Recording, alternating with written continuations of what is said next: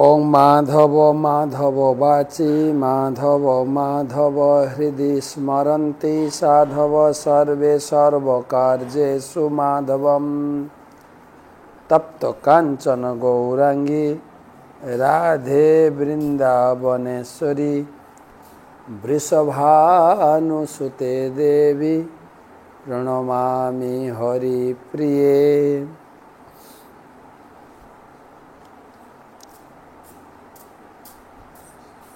चिंतामणिपकर सद्म सुकल्पवृक्ष लक्षावितेषु सुरवीरभिपालयन्तं लक्ष्मी सहस्रशतसंभ्रमसेव्यमानं गोविन्दमादिपुरुषं तमहं भजामि।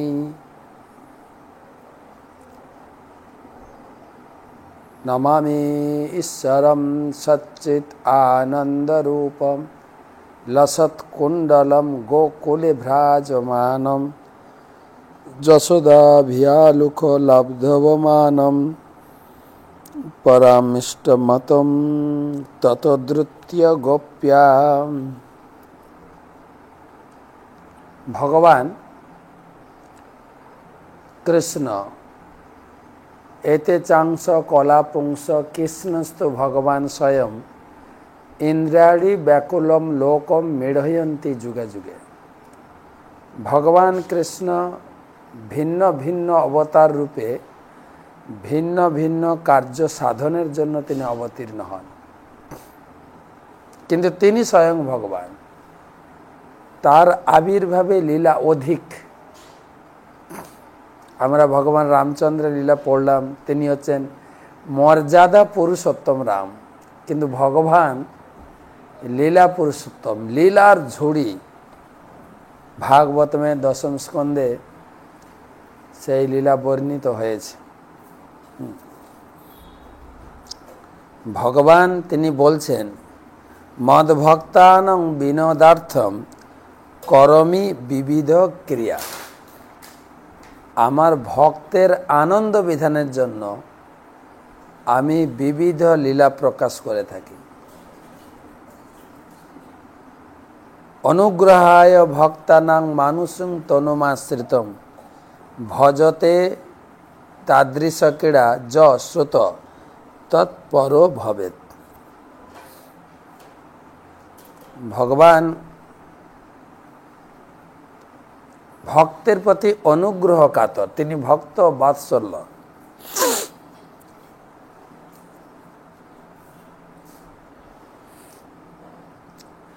बात्सल्य जानेन तो भक्त बात्सल्य भक्तेर जन्य तिनि कि करते पारेन। बात्सल्य कथाटी हच्छे गायेर क्षेत्रे व्यवहार करा है बात्सल्य।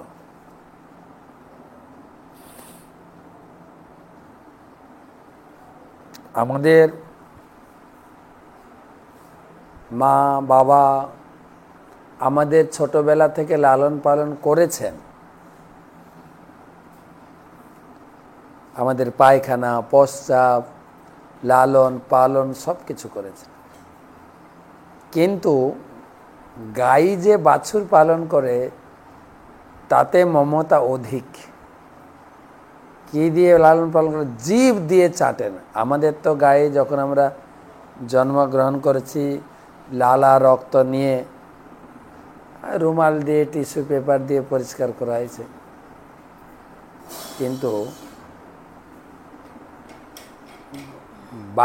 बाछुर के गाई लालन माने आदर करें जीव दिए। कखनो कखनो बाछुर गोबरेर उपरे मायेर गोबरेर उपरे शुए पड़े, से गोबर की करे परिष्कार? निजेर पायखाना जीव दिए चेटे चेटे परिष्कार करे।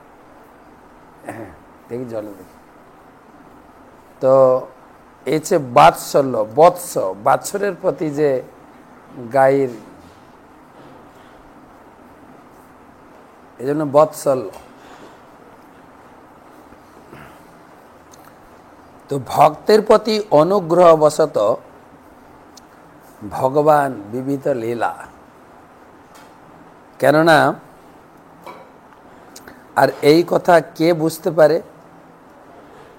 কুন্তী দেবী বলেছেন, তথা পরমহংসানাম মুনিনাম অমল আত্মানম ভক্তিযোগ বিধানার্থম কথং পশ্যমহে স্ত্রী।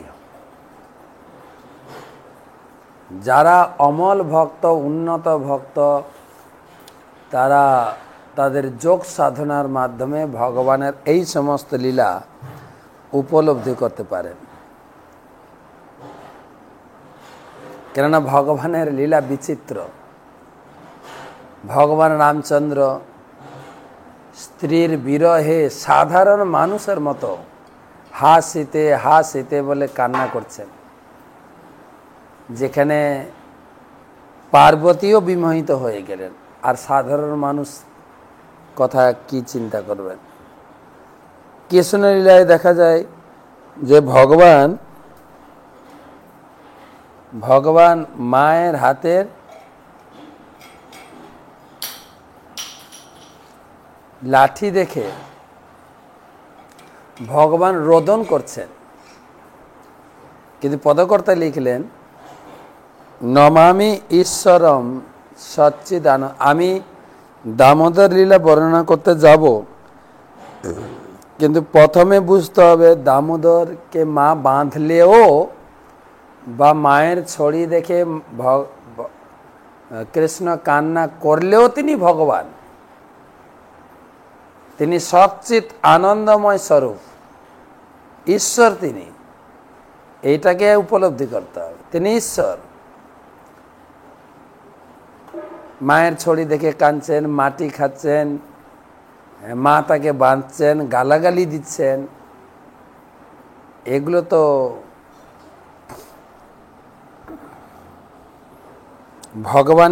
ভগবানের মধ্যে এইসব লক্ষণ দেখা যায় না। তো যেরকম পুরাণের কথা তুলে এই বইতে লেখা আছে, অষ্টদশ মুখ্য দোষ ভগবানের মধ্যে দেখা যায় না। দোষ কি কি? মোহ, আলস্য, ভ্রান্তি, নিষ্ঠুরতা, উগ্র কামনা, অস্থিরমতি, অস্থির চঞ্চল ভগবান কৃষ্ণ, চঞ্চলমতি স্বভাব, দম্ভ, মাৎসর্য, হিংসা, শোক, শান্তি স্বভাব, ক্রোধ। মা তাকে মাটিতে নামিয়ে চলে গেছেন, তার ভিতরে ক্রোধ এসে গেছে। প্রবল বাসনা, ভয়, মতিভ্রম, পক্ষপাত। পক্ষপাত, ভগবান শ্রীকৃষ্ণ যুদ্ধের সময় পঞ্চপাণ্ডবদের পক্ষপাত করেছেন। ও পরনির্ভরতা। পরনির্ভরতা, ভগবান অপেক্ষা করছেন, মা লাঠি নিয়ে দাঁড়িয়ে আছেন, আমাকে মারবেন, শাস্তি দেবেন না আমাকে ছেড়ে দেবেন। মায়ের উপর নির্ভর। আমি দোষ করেছি, মাখনের হাঁড়ি ভেঙেছি, পরনির্ভরতা মায়ের উপরে। মা আমাকে শাস্তি দিতে পারেন, মা আমাকে ক্ষমা করে দিন। পরনির্ভরতা, এই দোষ, এই 18টা দোষ, মোহ, আলস্য, ভ্রান্তি, নিষ্ঠুরতা, উগ্রকামনা, অস্থিরমতি স্বভাব, দম্ভ, মাৎসর্য, হিংসা, শোক, শ্রান্তি, অসৎ স্বভাব, ক্রোধ, প্রবল বাসনা, ভয়, মতিভ্রম, পক্ষপাতিত্ব, পরনির্ভরতা। এই দোষগুলি ভগবানের মধ্যে থাকে না, কিন্তু এখানে সবগুলো দেখা যাচ্ছে। এটা কেবল ভগবানের লীলা। তাই এগুলো আমরা এমনি বুঝতেও পারবো না। যদি আচার্য পরম্পরা, যারা শুদ্ধ ব্যক্তি, শুদ্ধ হৃদয়ে ভগবানকে উপলব্ধি করতে পেরেছেন, তাদের আনুগত্য হয়ে তাদের মুখারবিন্দ থেকে শ্রবণ করতে করতে আমরা উপলব্ধি করতে পারি। তো গতকালকে কার্তিক মাসের অনেক কথা শুনিয়েছিলাম। কার্তিক মাসে কি করণীয়, কি অকরণীয়, কি খাওয়া উচিত, কি খাওয়া উচিত না। আজকে আকাশদ্বীপ, পদ্মপুরাণে উল্লেখ আছে, যে ব্যক্তি কার্তিক মাসে উচ্চ আকাশে মহাদ্বীপ প্রদান করেন, তিনি সমস্ত কুটুম্বগণ সহ বিষ্ণু লোকে গমন করেন। এটা আমরা টক শোতেও আলোচনা করেছি। ছোটবেলায় বাড়িতে দেখেছিও। ঘরের উপরে একটা বাঁশ বেঁধে দেওয়া হতো, তাতে একটা ঝুলানো হতো শিকার মতো, হাঁড়ি থাকতো, নতুন হাঁড়ি, তার ভিতরে একটা প্রদীপে তেল দিয়ে বসিয়ে উপরে ঝুলিয়ে প্রদীপটা সারা রাত জ্বলত, ঘিয়ের প্রদীপ বা তেলের প্রদীপ, যে আলোর মাধ্যমে আকাশদ্বীপ, দেবতা দৃশ্য বা অনেকে বলে জমবাতি, এটা অর্পণ করলে যত পূর্বপুরুষ চলে গেছেন এবং যারা আমার আত্মীয় স্বজন সবাই বিষ্ণু লোকে যাওয়ার সৌভাগ্য লাভ করে। মন্ত্র নমঃ নন্তায় বেধসে,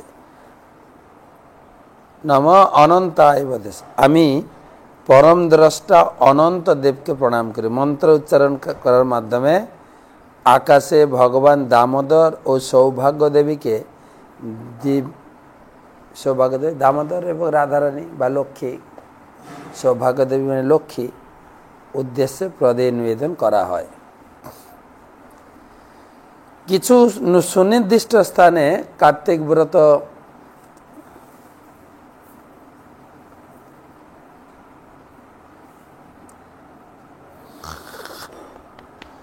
পালনের মাহাত্ম্য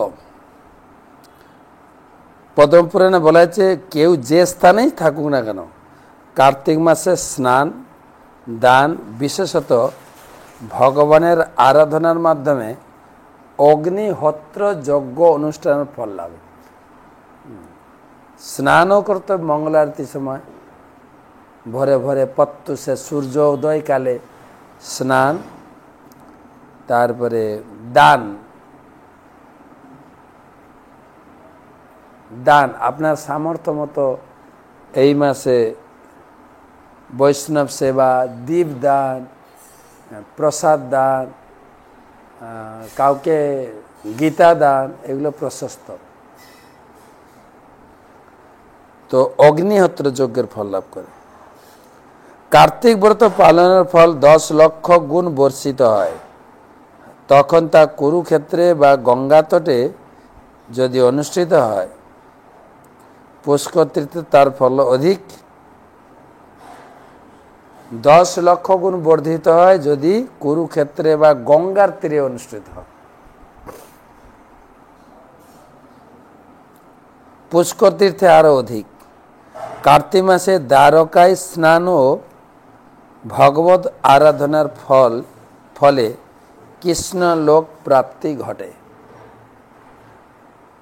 কৃষ্ণ লোক প্রাপ্তি।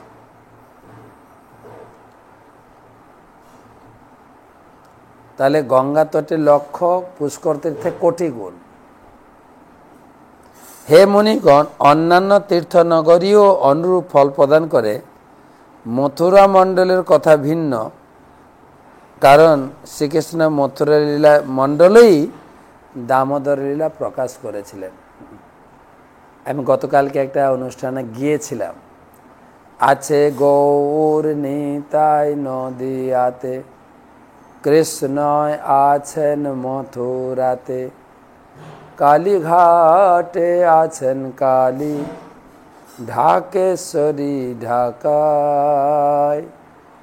আই গো তোরা দেখবি যদি, আই গো চলে আয়। কৃষ্ণ আছেন মথুরাতে, মথুরা ছাড়া কৃষ্ণ যান না। দিন একম নিবাসেন হরিভক্তি প্রদায়তে, পদ্মপুরাণে। মথুরাতে এক রাত্রি নিবাস করলে সে হরিভক্তি প্রাপ্ত হবে, হরিভক্তির দ্বারা প্রভাবিত হবে।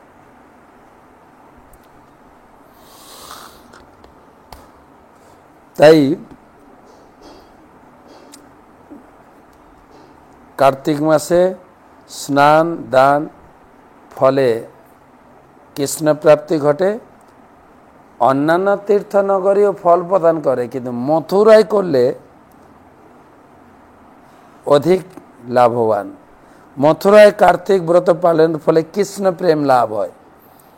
এই রূপে মথুরায় সর্বোত্তম ফল লাভ। যত জায়গা এই কার্তিক ব্রত করবেন, মথুরাতে বেশি ফল।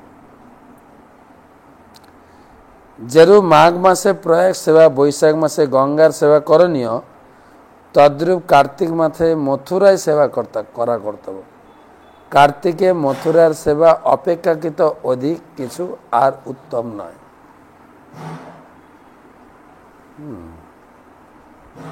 মথুরা, কার্তিক মাসে মথুরা সেবা। যারা কার্তিক মাসে মথুরায় স্নান পূর্বক দামোদরের আরাধনা করেন, তারা কৃষ্ণের ন্যায় চিন্ময় দেহ লাভ করেন। এ বিষয়ে সন্দেহাতীত। মথুরায় সে যমুনায় স্নান করে, যেরকম আজকে যারা বৃন্দাবন পরিক্রমায় গেছেন, আজকে প্রথম দিন পরিক্রমা বেরিয়ে মথুরা দর্শন করে মথুরায় বিশ্রাম ঘাটে স্নান করবেন, সংকল্প করবেন। তবে শুনেছি মথুরাতে আমরা 2 রাত্র বা 3 রাত্র আমরা নিবাস করতাম। মথুরার ভিতরে অনেক কিছু দর্শনীয়, কিন্তু এবছর নাকি বৃন্দাবনে প্রচুর বৃষ্টি হয়েছে 2 দিন আগে, সেই জন্য মথুরা দর্শন করে স্নান করে ফিরে যাবে, নাহলে মথুরায় থাকা হবে। যাই হোক, মথুরা মণ্ডলটা তো অনেক বড়, বৃন্দাবন ও মথুরার অন্তর্গত। মথুরায় কৃষ্ণ সেবার থেকে অধিক কিছু নাই। যারা কার্তিক মাসে মথুরায় স্নান পূর্বক দামোদরের আরাধনা করেন, তারা শ্রীকৃষ্ণের ন্যায় চিৎদেহ লাভ করেন। এই বিষয়ে সন্দেহাতীত।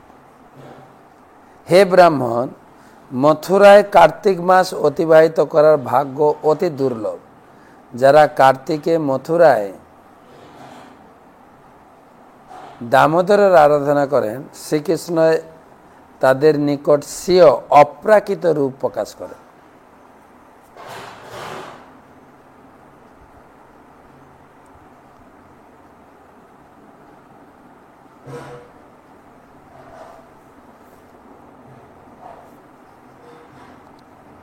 যে সকল ভক্তগণ অন্যত্র তার আরাধনা করেন, শ্রীকৃষ্ণ তাদের সুখ ও মোক্ষ প্রদান করেন বটে, কিন্তু ভক্তি প্রদান করেন না, কারণ ভক্তি তাকে তার ভক্তের ভৃত্যে পরিণত করেন।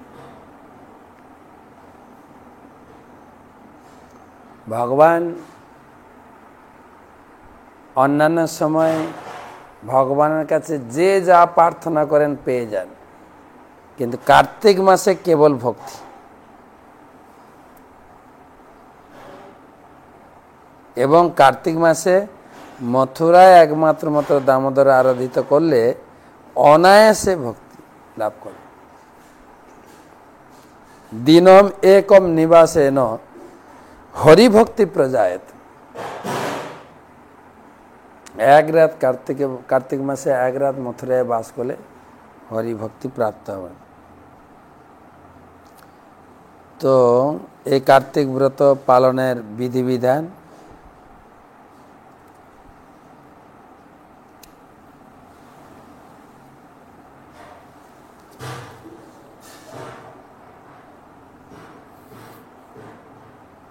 বিভিন্ন রকম স্তব পাঠ করতে পারেন। তারপরে সবসময় হরিকথা শ্রবণ কীর্তনে যুক্ত থাকবেন।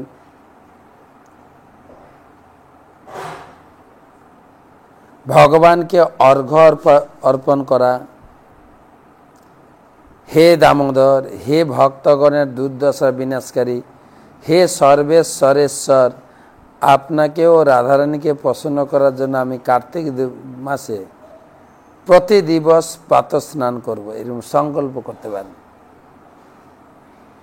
শ্রীহরির প্রীতার্থে রাত্রি জাগরণ, প্রাতঃ স্নান, তুলসী সেবা, যথাযথ রূপে ব্রত সমাপন এবং দীপদান, এই পঞ্চব্রত কার্তিক মাসে করতে হয়। শ্রীহরির প্রীতার্থে কোনো বিষ্ণু মন্দিরে, শিবালয়ে, বটবৃক্ষ মূলে ও তুলসী বনে রাত্রি জাগরণ করা উচিত। যদি রোগ ও দুর্ভাগ্যবশত জল স্নান সম্ভব না হয়, তবে শ্রী বিষ্ণুর দিব্য নামের জপের মাধ্যমে স্নান, নাম জপ করলেও মন্ত্র স্নান হয়।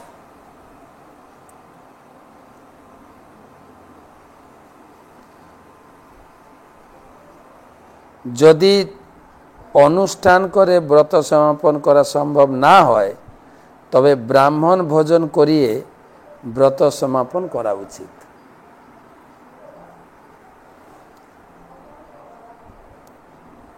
কেউ যদি দীপদানে অসমর্থ হন তবে অন্যদের দীপদানের জন্য দীপ প্রজ্বলন করবেন। অন্যদের দীপকে সাবধানে বায়ু ও বিঘ্ন থেকে রক্ষা করবেন। নিজে যদি দীপ দান করা সম্ভব না হয় কাউকে দিয়ে করাবেন, আমার জন্য একটু দীপ দান করো তো।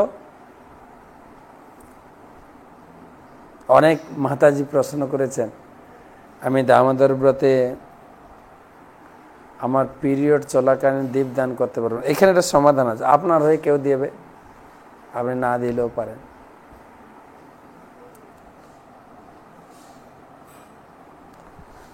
তুলসী বৃক্ষের অভাবে বৈষ্ণব ব্রাহ্মণদের আরাধনা করা উচিত। বৈষ্ণব ব্রাহ্মণদের অভাবে ব্রাহ্মণ গাভী, বোধিবৃক্ষ, বটবৃক্ষের সেবা করে ব্রত সমাপন করা উচিত।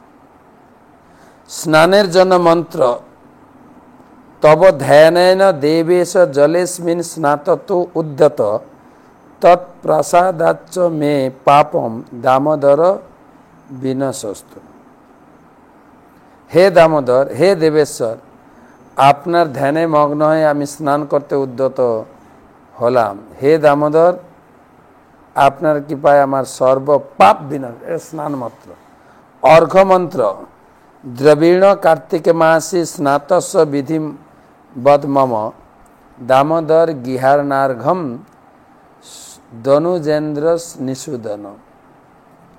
হে প্রভু দামোদর, হে দানবরাজ হত্যাকারী, অনুগ্রহপূর্বক এই অর্ঘ্য গ্রহণ করুন যা আমি স্নাত ও ব্রতী হয়ে যথারূপে আপনাকে নিবেদন করছি।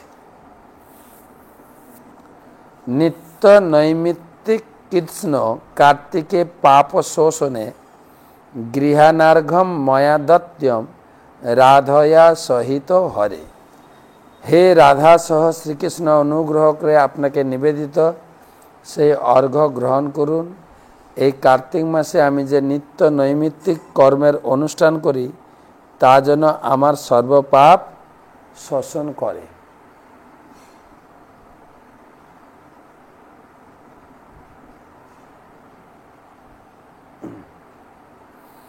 তো এইগুলো বিভিন্ন মন্ত্র দেওয়া হয়েছে। অতঃপর দেহে তৈলমর্দন পূর্বক ভগবানের দিব্য নাম জপ, স্নান, যথাযথভাবে গায়ত্রী মন্ত্র জপ করে গৃহে প্রত্যাবর্তন করা উচিত। তারপরে দেহ শুদ্ধ করে ও স্বস্তিক চিহ্ন অঙ্কন করে শ্রীবিগ্রহকে তুলসীর সহিত মালতী, পদ্ম, অগস্ত্য অন্যান্য কুসুমে অর্চন করা বিধেয়।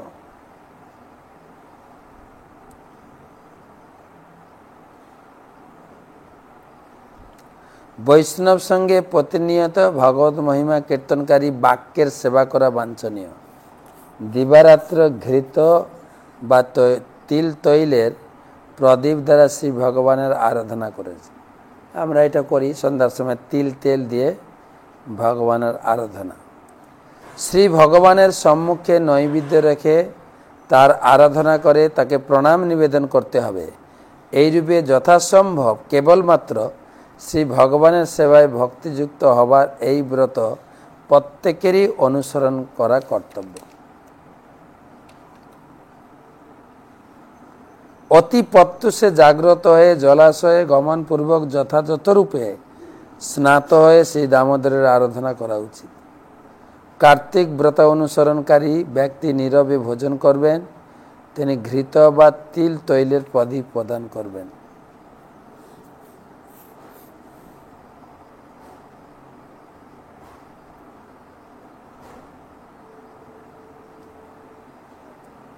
সংকল্প মন্ত্রের দ্বারা কৃত শপথ রক্ষার্থে তিনি ভক্ত সঙ্গে কুপ্রসঙ্গ আলোচনার মাধ্যমে দিন অতিবাহিত ভক্ত সঙ্গে কৃষ্ণ প্রসঙ্গ আলোচনা করে সময় অতিবাহিত করবেন। আশ্বিন মাসের হয় শুক্লা একাদশী বা পূর্ণিমা বা তুলা রাশি সংক্রান্তি দিবস থেকে শুরু করে তিনি প্রতিদিন মন্দিরে শ্রী বিষ্ণুকে নয়তো তুলসী দেবীকে নয় আকাশ দীপ দান করবেন। কি করবেন? কার্তিক মাসে শ্রী দামোদরের প্রসন্নতা বিধানের জন্য স্বর্ণ, রৌপ্য, প্রদীপ, মুক্তা, রত্ন অন্যান্য অর্ঘ্যবস্তু নিবেদন করা কর্তব্য।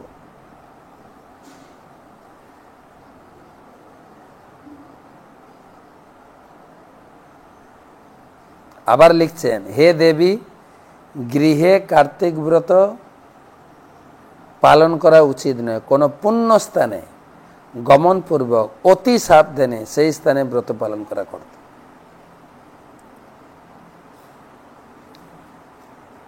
তো এইভাবে কার্তিক ব্রত বা দামোদর ব্রতের কিছু কথা শুনলাম।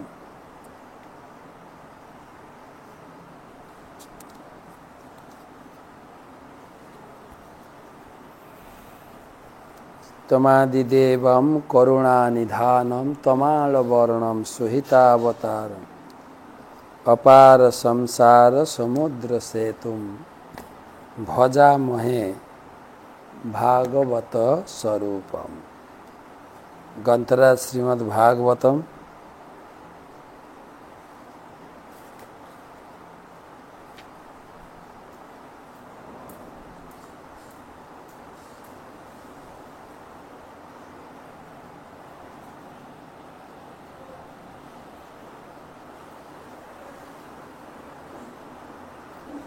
नमो विष्णुपादाय कृष्णप्रेष्ठाय भूतले श्रीमते जयपताका स्वामिनीते नामिने नमो आचार्यपादाय निताय कृपाप्रदाय गौरकथा धामधाय।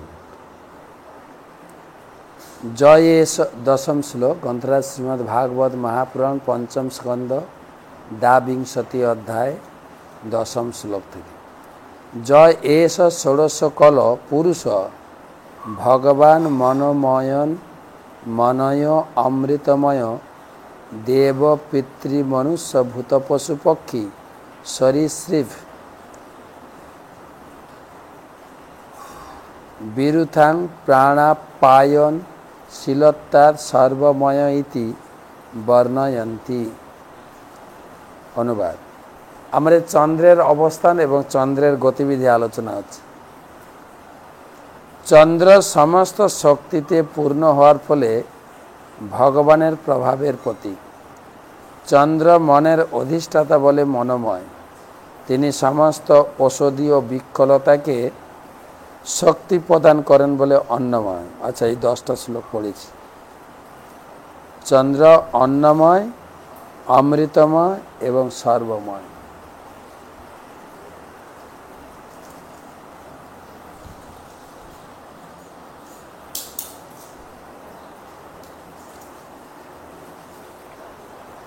एगारो तत उपरिष्टादित दललक्ष योजन नक्षत्राणि मेरुम दक्षिणेनैव कालायन ईश्वर योजितानि सहाविजिताष्टाविंशति।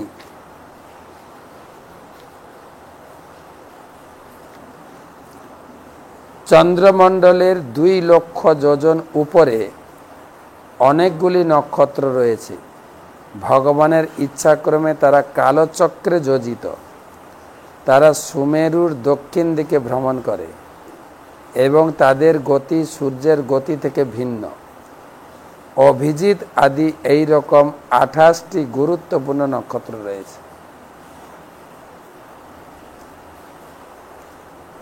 সূর্যমণ্ডলের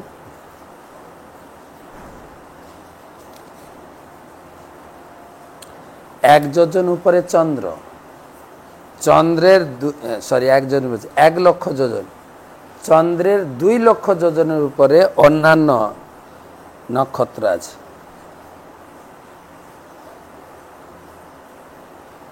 প্রভুপাদ লিখছেন, এই নক্ষত্রগুলি চন্দ্রের 16 লক্ষ যোজন মাইল ঊর্ধ্বে। অতএব সেগুলি পৃথিবীর 40 লক্ষ মাইল ঊর্ধ্বে।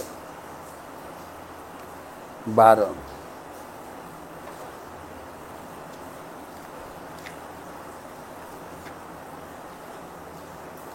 তত উপরিষ্টা দূষণা 2 লক্ষ যোজনত উপলভ্যতে পুরত পশ্চাৎ সহৈব বার্কর্ষ সৈঘ্রান্দ মান্দ সাম্যাভি গতিভি অর্কচরতি লোকানাম নিত্য দানুকূল এব প্রায়েণ বর্ষ আশ্চরণানু মিয়তে স বৃষ্টি বিষ্টস্তদগ্রহ উপশমন।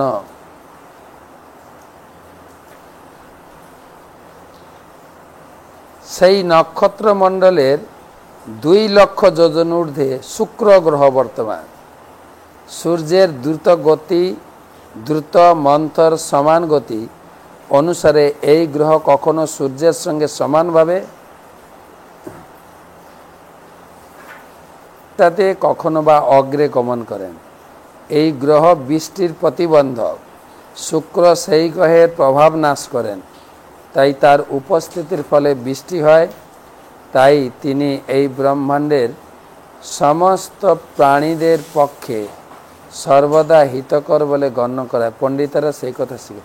এই যে বিভিন্ন গ্রহ, নবগ্রহ বলে না, শুক্র গ্রহ, মঙ্গল গ্রহ, রাহু, কেতু, এই গ্রহদের প্রভাব আমাদের উপরে, সেগুলো আলোচনা করে। যারা জ্যোতিষী জানে এটা ধরতে পারবেন। আমরা শুধু পড়তে পারি, কেন উপলব্ধি তো আমি জানি না। 13 নম্বর শ্লোক।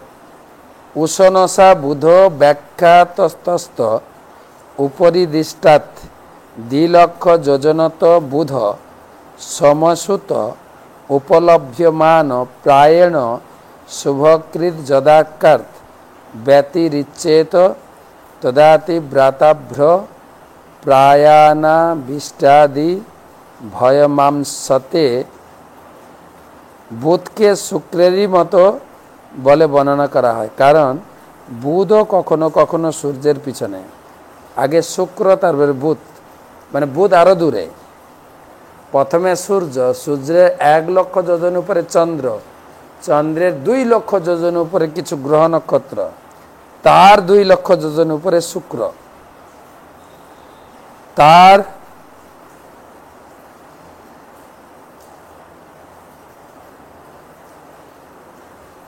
সেই শুক্রের কথা আলোচনা। বুধই শুক্রের মতো বলে বর্ণনা করা হয়। শুক্র আলোচনা হয়েছে, আমি অনেকটা ধরতে পারছি না। এখন বুধের আলোচনা আছে। বুধ কখনো কখনো সূর্যের পিছনে, কখনো সামনে, কখনো একসঙ্গে ভ্রমণ করে। শুক্র গ্রহের 16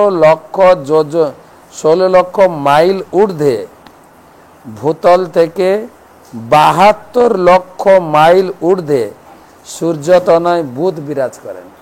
সূর্যের ছেলে বুধ। আমার মনে একটু বোঝা অতটা কঠিন নয়। চন্দ্রমণ্ডলে 2 লক্ষ যোজন উপরে অন্যান্য গ্রহ নক্ষত্র, সেই নক্ষত্রমণ্ডলে 2 লক্ষ যোজন উপরে শুক্র গতিগমনের ফলে শুক্র অন্যান্য যে গ্রহের প্রতিবন্ধকতা শুক্র নাশ করে। শুক্রের উপস্থিতির ফলে বৃষ্টি হয়, তাই তিনি ব্রহ্মাণ্ডের প্রাণীদের পক্ষে শুক্রটা হিতকারী, শনিটা ক্ষতিকর। এবারে বুধের কথাটা মন দিয়ে শুনেন। বুধ ভূতল থেকে 72 লক্ষ যোজন মাইল দূরে বুধের অবস্থান। বুধ প্রায় সর্বদাই ব্রহ্মাণ্ডবাসীদের মঙ্গল বিধান করেন, কিন্তু যখন সূর্যের সঙ্গ পরিত্যাগ করেন তখন প্রবল ঝড়, ঝঞ্ঝা, জলশূন্য মেঘ হবে, কিন্তু বৃষ্টি হবে না। জলশূন্য মেঘ, অনাবৃষ্টি, অতিবৃষ্টি জনিত ভয়ঙ্কর উপস্থিতির সৃষ্টি হয়। বুধের এদিক সেদিক হলে বন্যা, এই যে বন্যা, উত্তরবঙ্গে বন্যা হয়েছে। 14 নম্বর শ্লোক। অত ঊর্ধ্বমঙ্গার কোপি যোজন লক্ষ দ্বিতয় উপলভ্য মানা স্ত্রীভি পক্ষৈরেকৈকশ রাশিন দ্বাদশানো ভুঙ্ক্তে যদি ন বক্রণাভিবর্ততে প্রায়ণা শুভগ্রহ অঘ শংস। বুধের 16 মাইল ঊর্ধ্বে, ভূতল থেকে 88 মাইল ঊর্ধ্বে মঙ্গল, শুক্র তার উপরে বুধ, তার উপরে মঙ্গল। এই গ্রহের গতি যদি বক্র না হয় তাহলে ইনি 3 পক্ষে এক একটি করে 12টি রাশি অতিক্রম করেন। এই গ্রহ প্রায় সর্বদাই দুঃখজনক অশুভ পরিস্থিতি। মঙ্গলটা খারাপ, শুক্র ভালো, বুধও ভালো, বুধের উপরে মঙ্গল। এবারে মঙ্গলের উপরে অত উপরিষ্টাৎ 2 লক্ষ যোজনান্তরগতা ভগবান বৃহস্পতিরেকৈকস্মিন রাশিচ পরিবৎসরম চরতি যদি ন নক্র সাত প্রায়ণকুল ব্রাহ্মণকুলস্য। মঙ্গলের উপরে 1,04,00,000 মাইল ঊর্ধ্বে অবস্থিত বৃহস্পতি, যিনি 1 বৎসরে এক রাশি অতিক্রম করেন। তার গতি যদি বক্র না হয় তাহলে তিনি প্রায় ব্রাহ্মণ কুলের শুভাকাঙ্ক্ষী। মঙ্গল গ্রহের উপর বৃহস্পতিটা ব্রাহ্মণদের জন্য, বৃহস্পতি তুঙ্গে বলে না, মানে পণ্ডিত্য হবে ব্রাহ্মণের। এবার বৃহস্পতির ঊর্ধ্বে কি আছে দেখি। অত উপরিষ্টাৎ যোজন লক্ষ দয়াত প্রতীয়মান শনৈশ্বর 21 রাসৌ 30 মাসান বিলম্বমান সর্বানেবানুপর্যেতি তদ্ভক্তিরদস্বরে প্রায়ণ হি সর্বে জাম শান্তিকর। বৃহস্পতির উপরে 1,20,00,000 মাইল ঊর্ধ্বে শনি অবস্থিত, যিনি এক একটি রাশিতে 30 মাস ধরে অবস্থান করেন। 30 অনুবৎসরে 12টি রাশি পরিভ্রমণ করেন। এই গ্রহ সমগ্র ব্রহ্মাণ্ডের জন্য অত্যন্ত অশুভ। শনিটা অশুভ, এমনকি দেখা যায় শনিকে লোকে ঘরে পূজা করে না, ওই রাস্তাঘাটে কোথাও পুজো করে।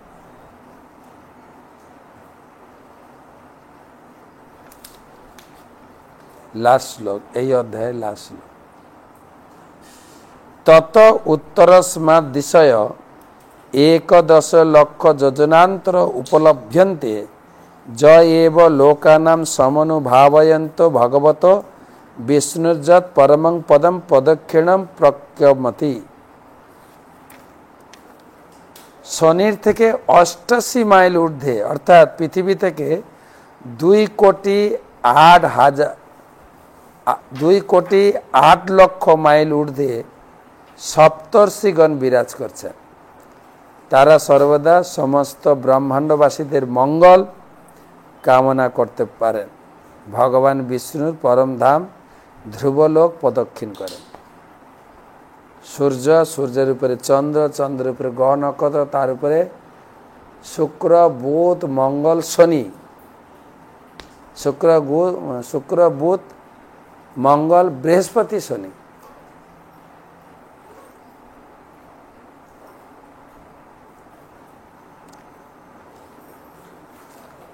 ছোট তাৎপর্য একটু পড়ি। মধ্যাচার্য ব্রহ্মাণ্ড পুরাণ থেকে নিম্নলিখিত শ্লোকটি উদ্ধৃতি দিয়েছে। জ্ঞানানন্দাত্মন বিষ্ণু শিশুমার পপুরসত ঊর্ধ্বলোকেষু সব্যাপ্ত আদিত্যাস্তত দাশ্রিতা। সমস্ত জ্ঞান ও আনন্দের উৎস ভগবান শ্রী বিষ্ণু ব্রহ্মাণ্ডের সর্বোচ্চ স্তরে সপ্ত স্বর্গে শিশুমার রূপ ধারণ করে। সেই আদি অন্য সমস্ত গ্রহ শিশুমার চক্রের আশ্রয় অবস্থান করে। ইতি শ্রীমদ্ ভাগবতের 5ম স্কন্ধের গ্রহগণের কক্ষপথ নামক 20 অধ্যায়ের ভক্তিবেদন তাৎপর্য। এবারে 23 অধ্যায়ে শিশুমার চক্র আলোচনা হবে। শিশুমার চক্র, তারপরে নরকে ঢুকবো আমরা। তো আজকে এই পর্যন্ত থাকি। কালকে আমাদের বৃহস্পতিবার উপলক্ষে আমরা শুনব চৈতন্য সুধা মাধুরী। শুভরাত্রি।